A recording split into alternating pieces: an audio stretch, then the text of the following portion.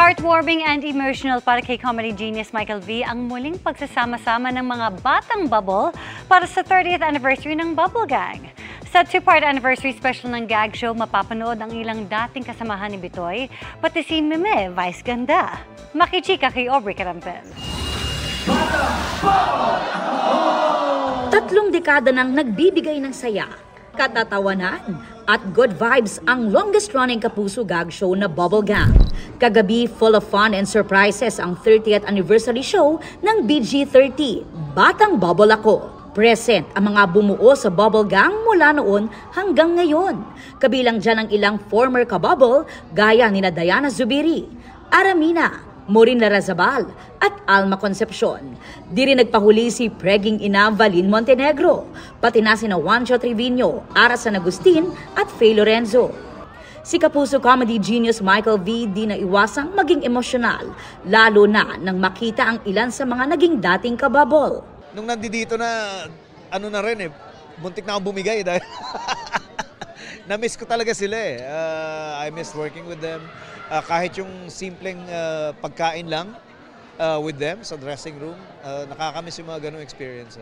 Sa two-part anniversary show, mapapanood ang ilang old and new segments na Tatak Bubble that will bring nostalgic feels. We're very thankful to GMA na hindi nila kami pinababayaan. They find ways na they make sure na bubble stays relevant. We're very thankful. Lalo na ngayon. Yes. Lalo ngayon. At saka ngayon, patapang na kami na patapang. Talagang kababol ako, ilang taon na rin naman at sobrang happy ako. Forever grateful ako para sa Bubble Gang at happy ako dito sa 30th anniversary. Guest din sa anniversary show si Kera Mitena Rian Ramos na minsan na rin daw naging semi-regular cast ng gag show. It was one of the happiest experiences for me kasi talagang dream ko, bata pa ako, na maging komedyante. Mixed emotions naman ang naramdaman ni Diana nang maimbitahan as guest sa naging tahanan din niya ng ilang taon. Parang I realized na I'm just happy maybe, kaya parang nalungkot ako dahil at least kahit papaano nandito ako sa celebration. Balik bubble din si Ogie Alcacid na dapat daw abangan kung anong iconic character ang muli niyang bibigyang buhay.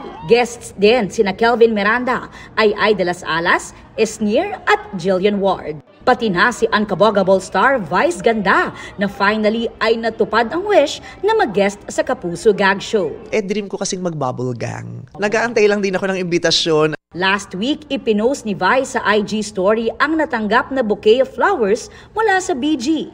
Batang bubble na raw si VG. Si Bitoy naman ibinahagi rin ang dressing room ni Vice. Nakakatuwa dahil pareho kami ng wish at parehong natupad dito sa Bubble Gang and hopefully ito na yung simula at hindi ito yung wakas. Mapapanood na sa October 19 and 26 ang two-part 30th anniversary show ng Bubble Gang. Aubrey Carampel, updated showbiz happenings.